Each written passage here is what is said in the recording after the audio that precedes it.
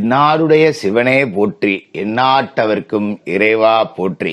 நேயர்கள் எல்லாருக்கும் வணக்கம். சனிப்பெயர்ச்சி முடிஞ்சிருச்சு, குரு பயிற்சி வரப்போகுது, ராகு கேது பயிற்சி வரப்போகுது. அப்ப சனி பயிற்சி ஒரு நிலையை கொடுக்குது, குரு பயிற்சி ஒரு நிலையை கொடுக்குது, ராகு கேது பயிற்சி ஒரு நிலையை கொடுக்குது. சனி தன்னோட பார்வையால ஒண்ணு செய்ய போறார், குரு தன்னோட பார்வையால ஒண்ணு செய்ய போறார். இப்படி 4 வருட கிரகங்களும் பயிற்சி அப்படிங்கிறது அடுத்தடுத்து அடையறதால உங்களோட ராசிக்கு என்ன நடக்க போகுது, உங்களோட வீட்டுல உள்ளவர்களுடைய ராசிக்கு என்ன நடக்க போகுது அப்படிங்கறது எல்லாத்தையுமே ரொம்ப துல்லியமா கணிச்சு உங்களுக்கு கொடுக்குறேன். இதை வச்சு நீங்க என்னென்னலாம் செய்யலாம். இப்ப பிள்ளைகளோட ராசிக்கு பிள்ளைகள் படிக்கலாமா, உயர்கல்விக்கு போலாமா, வேலைக்கு போலாமா, திருமணம் செய்யலாமா, அது மாதிரி வீட்டுல இருக்கக்கூடிய யாரா இருந்தாலும் அவர்களோட ராசிக்கு என்ன செய்யலாம், என்ன செய்யக்கூடாது அப்படிங்கிறத இந்த ஒரு வீடியோலயே நீங்க பாத்துக்கலாம். இதுல சனி பயிற்சி, குரு பயிற்சி, ராகு கேது பயிற்சி, இவர்களோட பார்வைக்கு உண்டான பலன்கள் எல்லாத்தையுமே உங்களுக்கு கொடுக்குறேன். எல்லாரும் எல்லாமும் பெற்று வளமோடு வாழணும். அடுத்து வரக்கூடிய ஒரு வருடம் அப்படிங்கிறது உங்க வாழ்க்கைக்கு ரொம்ப உகந்த ஒரு வருடமா இருக்கணும் அப்படின்னு சொல்லிட்டு நவ கிரகங்களையும் பிரார்த்தனை பண்ணிக்கிட்டு வீடியோக்குள்ள போவோம். தனுசு ராசி நேயர்களே, உங்களுக்கு இந்த விசுவாச வருஷம் தமிழ் புத்தாண்டு எப்படி இருக்கு அப்படின்னு பார்த்தோம்னா ரொம்ப நல்லா இருக்குங்க. சும்மா நீங்க சந்தோஷப்படணும் அப்படிங்கிறதுக்காக இதை நான் சொல்லலை, உண்மையிலேயே நல்லா இருக்கு. ஏன்னா பல தனுசு ராசிக்காரர்களுக்கு எல்லா ஜோதிடர்களும் என்ன சொல்லியிருப்பாங்க அப்படின்னு பாத்தீங்கன்னா, அர்த்தாஷ்டம சனி அப்படிங்கிறது இந்த வருடத்துல உங்களுக்கு தொடங்கிருச்சு, அதனால பிரச்சனைகள் இருக்கும் அப்படின்னு நிறைய பேர் சொல்லியிருப்பாங்க. ஆனா பஞ்சாங்கம் அப்படிங்கிறது தான் நம்மளோட வாழ்க்கையோட மிக சிறந்த ஜோதிடம். நாம என்னதான் நவ கிரகங்களை கூட்டி கழிச்சு பார்த்தாலும் அந்த பஞ்சாங்க எழுத்துக்கள் அப்படிங்கிறது நவ கிரகங்கள் கிட்டே இருந்து நமக்கு கிடைக்கக்கூடிய நன்மைகளை கூடுதலா கொடுக்கக்கூடிய ஒரு அமைப்பு அப்படிங்கிறதையும் கொடுக்கும். அப்படிப்பட்ட மிக சிறந்த ஒரு அமைப்பு தனுசு ராசிக்காரர்களுக்கு இருக்கு. என்ன ஜோசியரை சொல்றீங்க, அர்த்தாஷ்டம சனி ஆச்சே, அர்த்தாஷ்டம சனிங்கிறது அஷ்டம சனியில பாதியாச்சே, நீங்க என்ன இப்படி சொல்றீங்க அப்படின்னு கேட்கலாம். அது உண்மைதான். அர்த்தாஷ்டம சனிங்கிறது பாதிப்பு தான், அதுல எந்த மாற்றமும் இல்லை.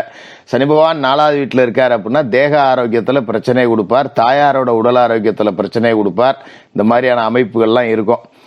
அதே நேரத்துல மற்ற கிரகங்கள் எல்லாமே உங்களுக்கு சாதகமா இருக்கு. குரு பார்வை அப்படிங்கிறது உங்களோட சொந்த ராசிக்கே கிடைக்குது. இது இந்த அர்த்தாஷ்டம சனியோட பாதிப்பை பாதிக்கு மேல குறைச்சிடும். அதனால நீங்க கவலைப்பட வேண்டியதில்லை.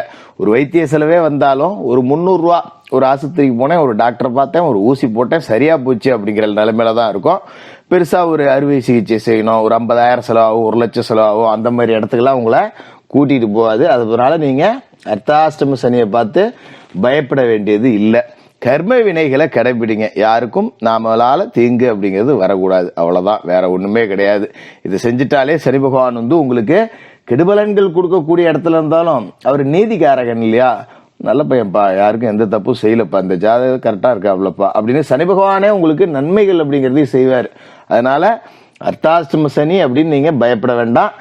இந்த வருடம் தொடங்கி சித்திரை 31 குரு பகவானோட பயிற்சி இருக்கு. குரு பகவான் யாரு அப்படின்னா உங்களோட ராசிக்கே அவர் அதிபதி. ராசிக்கு மட்டும் அதிபதி இல்ல, சுகஸ்தானத்துக்கும் அவரு தான் அதிபதி. இப்ப சனி எங்க போய் உட்கார்ந்து இருக்காரோ உங்களோட ராசிக்கு 4வது வீட்டுல உட்கார்றாரு இல்லையா, அவருக்கு வீடு கொடுத்ததே உங்களோட ராசி அதிபதி குரு பகவான் தான்.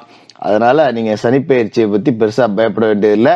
குரு பயிற்சியில குரு பகவான் இது வரைக்கும் உங்களோட ராசிக்கு 6வது வீட்டுல இருந்துட்டு 7வது வீட்டுக்கு வரார். இது ஒரு அற்புதமான அமைப்பு. 7ஆம் இடம் அப்படிங்கிறது ரொம்ப சிறப்பான ஒரு இடம். அதாவது கலத்திரஸ்தானம், சப்தமஸ்தானம் அப்படின்னு சொல்லுவோம். இந்த இடத்துக்கு குரு வரார் அப்படின்னா திருமணமாகாதவர்களுக்கு திருமணம் நடத்தி வைக்கிறார் அப்படின்னு அர்த்தம். திருமண யோகம் அப்படிங்கிறது கைகூடி வரப்போகுது. எத்தனையோ இடத்துல போய் மாப்பிள்ளை பார்த்தேன், பொண்ணு பார்த்தேன், ஒன்றும் ஆகலை, கல்யாணம் நடக்கல, பிள்ளைகளுக்கு கல்யாணம் பண்ணணும்னு முயற்சி செய்யறேன், ஒன்றும் நடக்கல அப்படின்னு இந்த கல்யாண தடை அப்படிங்கிறது நீங்கி இனிமே திருமணம் அப்படிங்கிறது நடக்கும். தானா அமையும். பெருசா இவ்வளவு நாளா நம்ம பாத்தீங்கன்னா ஒரு 20 இடத்துல பொண்ணு பார்த்திருப்போம், ஒரு 20 மாப்பிள்ளை பார்த்துட்டு போயிட்டான், இப்படி இவ்வளவு திருமணம் நடக்கலன்னு ஒரு கட்டத்திற்கு மேல சலிப்பு வந்திருக்கும், நமக்கு திருமணமே வேண்டாம், அட போடா என்ன பெரிய கல்யாணம் பண்ணி கிளிக்க போறோம்போ அப்படின்னு சொல்லிட்டு அந்த சப்ஜெக்டை விட்டே நம்ம வெளில வந்துடும். சரி போல பார்ப்போம் அப்படின்னு. அப்ப தானா வரன் அப்படிங்கிறது அமையும், நல்ல வரனா அமையும். குரு 7ஆம் இடத்துல இருக்காரு அப்படின்னா அமையக்கூடிய வரன் அப்படிங்கிறது நல்ல உத்தியோகம், நல்ல அழகு, நல்ல குணநலம், நல்ல குடும்ப பின்புலம், நல்ல உத்தியோகம், நல்ல வருமானம் இப்படி அமையக்கூடிய வரனாதான் இருக்கும். அதனால இந்த காலகட்டத்தில் நீங்க திருமண முயற்சிகள் அப்படிங்கறத சித்திரை 31க்கு மேல எடுத்தீங்க அப்படின்னா நிச்சயமா அது உங்களுக்கு கைகூடி வரும். அதை நீங்க பயன்படுத்திக்கலாம். அதே மாதிரி குரு பகவானோட பார்வை அப்படிங்கிறது சிறந்த பலன்களை கொடுக்கும். 7ஆம் இடத்துல குரு இருக்கார். கூட்டு தொழிலையும் சிறக்க வைப்பார். கூட்டாளிகள் மூலமா 10 ரூபா வருமானம் அப்படிங்கறத கூடுதலா அடையலாம். நண்பர்கள் மூலமா நிறைய நன்மைகள் கிடைக்கும். நண்பர்கள், இப்போ ஒரு நண்பன் ஒருத்தன் வெளிநாட்டுல இருக்கா, திடீர்னு விசா கொடுத்துங்க வா எங்க மேலே வேலை இருக்குன்னு கூப்பிடுவான். நம்ம இங்க 10,000க்கும் 5,000த்துக்கு வேலை செஞ்சுட்டு இருப்போம், அங்க லட்சக்கணக்கில் சம்பளம் கிடைக்கும். பரவாயில்லடா, ஏதோ என் மச்சான் ஒருத்தன் தன்னால பழகுனதுக்கு ஒரு செட்டில் பண்ணி விட்டான் அப்படின்னு நீங்க நினைக்கக்கூடிய அளவுக்கு நண்பர்களால உங்களுக்கு வாய்ப்புகள் அப்படிங்கறது தொடர்ச்சியா கிடைக்கும். நண்பர்கள் உங்களுக்கு எந்த ஒரு விஷயத்திலயுமே ஆற்றலோட இருப்பாங்க, ஆறுதலாகவும் இருப்பாங்க. உங்களோட நட்பு வட்டமே பாத்தீங்கன்னா ஓரளவுக்கு எல்லாம் என்ன பரவாயில்ல, ஒவ்வொருத்தனா செட்டில் ஆகிறான்டா அப்படிங்கிற அளவுக்கு இருக்கும். சரி, இப்போ நமக்கு ஒரு நல்ல அர்ஜென்ட் அப்படின்னா நிக்கிறதுக்கு 10 பேர் இருக்காங்க அப்படிங்கிற சந்தோஷம் கிடைக்கக்கூடிய அளவுக்கு நண்பர்களால முன்னுக்கு வரலாம். குரு பகவானோட பார்வை அப்படிங்கிறது உங்களோட ராசியை பொறுத்த வரைக்கும் 11வது வீட்டுல விழுது. லாப வீட்டுல குரு பார்வை விழுதுன்னா எப்படி அப்படிங்கறத நீங்க யோசிச்சீங்க. உங்களுக்கு வரக்கூடிய லாபஸ்தானத்தை குரு பார்க்கிறார். வேலை இல்லாதவர்களுக்கு வேலை கிடைக்கும். வேலை இல்லைன்னு ஒரு தனுசு ராசிக்காரர்கள் சித்திரை மாசத்துக்கு மேல இருக்க மாட்டாங்க. வைகாசி பிறந்தாலே உங்களுக்கு வேலை கிடைச்சிடும். ஏச்சிக்கும் பேச்சுக்கும் ஆளாக வேண்டியதில்லை. தண்டை சோறு திட்டுவாங்க. சுத்து வட்டாரத்துல சொந்த பந்தம்லாம் கேட்பானுங்க. எங்கேயாவது ஒரு நல்லது கெட்டதுக்கு போனா கூட, என்ன தம்பியே படிச்சு முடிச்சிட்டியா, என்ன பண்றம்மா, எப்பாடே நான் சம்பாதிக்கிறதுக்கு வேலைக்கு போறனோ இல்லையோ, உங்களுக்கு பதில் சொல்றதுக்கானாச்சும் ஏதாவது ஒரு வேலைக்கு போகணும்டா அப்படின்னு நம்மள மன உளைச்சலுக்கு ஆளாக்குனாங்க இல்லையா.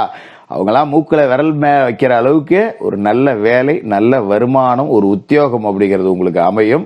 லாப வீட்டுல குரு பார்வை இருக்கிறதால ஏற்கனவே வேலையில இருக்கிறவங்களுக்கு ஒரு ப்ரமோஷன் கிடைக்கலாம். மேல்மட்ட அதிகாரிகளோட ஒரு இணக்கம் அப்படிங்கிறது உருவாகும். இந்த மாதிரியான அமைப்பெல்லாம் கொடுக்கும்.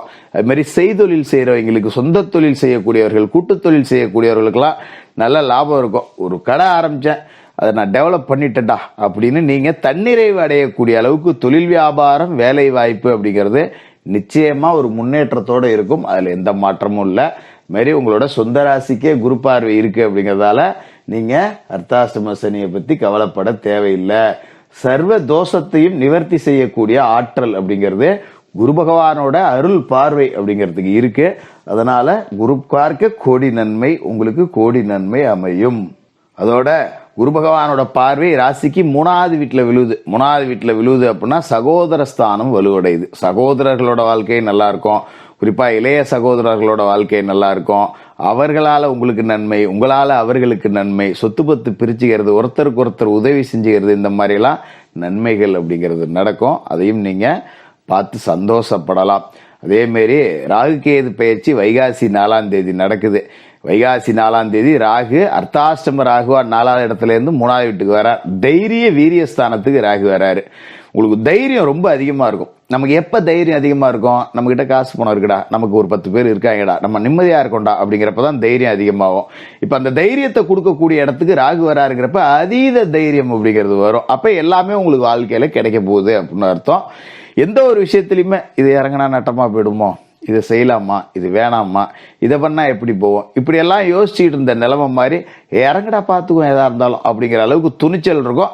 அந்த துணிச்சலோட இறங்கி வெற்றியும் அடைவீங்க. அப்படி ஒரு யோகம். ஏன்னா ராகு சாதாரணமா 3வது வீட்டுக்கு வரல, குரு பார்த்து புனிதப்பட்ட ராகு 3வது வீட்டுக்கு வராரு. அப்படிங்கும் போது வாழ்க்கையோட புது முயற்சிகள், உங்களோட லட்சியத்துக்காக இதெல்லாம் செய்யணும், இந்த இடத்துக்குலாம் போகணும் அப்படின்னு நினைச்சீங்கன்னா எல்லாத்தையுமே செஞ்சு பார்த்துருங்க. அப்படி ஒரு அற்புதமான அமைப்பு அப்படிங்கிறத இந்த ராகு கேது பயிற்சி அப்படிங்கிறது உங்களுக்கு கொடுக்கும். கேது உங்களோட ராசிக்கு பாக்கியஸ்தானம் 9வது வீட்டுக்கு வரார். கொஞ்சம் சொந்த வீடு கட்டினீங்க அப்படின்னா அது கொஞ்சம் தாமதப்படும். அதுல ஏதாவது கட்டடத்துல ஒரு லோன் கிடைக்காம நிற்கும். இருந்தாலும் நடந்துரும். சுத்தமா தடைப்படாது. கொஞ்சம் அப்படியே ஒரு 6 மாசத்துல முடிய வேண்டிய வேலை 1 வருஷம் ஆகும். அப்படி கொஞ்சம் இழுத்து போட்டுக்கிட்டு அது மாதிரிதான் நடக்கும். சொந்த வீடு கட்டக்கூடியவர்கள் மட்டும் கொஞ்சம் நல்லா பிளான் பண்ணிக்கிட்டு அதுக்கு தக்கன ஏற்பாடுகளை செஞ்சுக்கிட்டு கட்டணும். அதே மாதிரி ஒரு இடத்துல வீடு கட்டுறீங்கன்னா அந்த இடத்த முறையா அளவீடு செஞ்சு 4 பக்கமும் கல்லை போட்டுக்கிட்டு நான் அண்டை இடத்துக்காரங்கெல்லாம் கூப்பிட்டு வச்சு இந்தப்பா இதான் இடம் பார்த்துக்க அப்படின்னு சொல்லிட்டு கட்டிக்கிறது நல்லது. ஏன்னா தவறுதலா வேற இடத்துல கட்டி விடுவோம், இல்லை தவறுதலா அங்கிட்டு 2 அடி சேர்த்து விடுவோம். இந்த மாதிரி எல்லாம் இந்த மாதிரி கேது 9வது இடத்துல இருக்கிறப்போ வீடு கட்டக்கூடிய பிரச்சனைகள் வரும். அதுல மட்டும் கவனமா இருங்க. மற்றபடி பெரிய பாதிப்புகள் எதுவும் உங்களுக்கு இல்லை.